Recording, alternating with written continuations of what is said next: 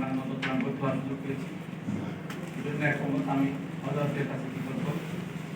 পাশাপাশি আমাদের এই প্রজন্মের সাথে পরিচয় থাকা করা এবং এটা নিয়ে আগামীতে পথ চলার জন্য একটা তিনি বড় সাথে ছিলেন। বিশেষ করে আল্লামা সুলতান নবী রহমতুল্লাহ আলাইহি তিনি একজন দার্শনিক, তিনি তার দর্শনকে বাস্তবায়ন করে দেখিয়েছেন। দার্শনিক যে দর্শন লিখে রাখি বলে দেয় কিন্তু বাস্তবায়ন করতে পারেন।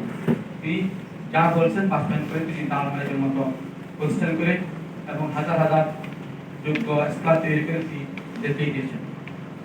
অনেকে আমরা শুধু আরবি সাহিত্যিক বলি, শুধু আরবি সাহিত্যিক নয়, তিনি সাহিত্যিক আরবিতেও, বাংলাতেও, ফার্সিতেও, উর্দুতেও 4টি ভাষায় তিনি লেখালেখি করছেন, কবিতাও লেখেছেন। অনেকে জানেন 4টি ভাষায় কবিতা অন্তর্ভুক্ত আছে, এক ভাষায় তিনি সাহিত্যিক ছিলেন। পাশাপাশি তিনি একজন অত্যন্ত সাদামনের আলেম এবং দেশের মহাদিস ছিলেন। আধ্যাত্মিক জগতে তিনি হযরত হারুন সাহেব রহমতুল্লাহ আলাইহি সহ অনেকের তেলাওয়াত প্রাপ্ত ছিলেন। তিনি হেফাজত ইসলাম বাংলাদেশের প্রথম প্রতিষ্ঠাকারী মহাসচিব তিনি ছিলেন এবং যে নামটা আজকে পুরো বিশ্বের ঘরে ঘরে পৌঁছেছে হেফাজত ইসলাম, এই নামের প্রস্তাবকারীও হযরত সুলতান নবী রহমতুল্লাহ আলাইহি হাজার মধ্যে বৈঠক হয়, তিনি প্রস্তাব করতে হেফাজত ইসলাম নামটা ছিলেন। অতএব তিনার এই আমি একটা কথাই বলবো, বর্তমান বাংলাদেশে যে সমস্ত আরবি বইগুলো বাংলা কারা দেখতেছি আমরা, যারা অনুবাদ করছেন তারা তো সরাসরি ছাত্র নাকি প্রথম ছাত্র।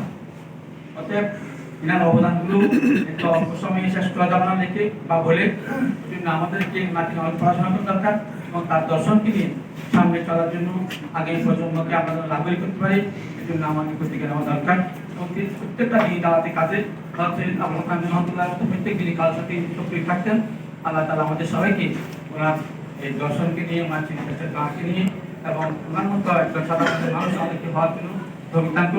এগুলি আমি আমার সংক্ষিপ্ত আলোচনা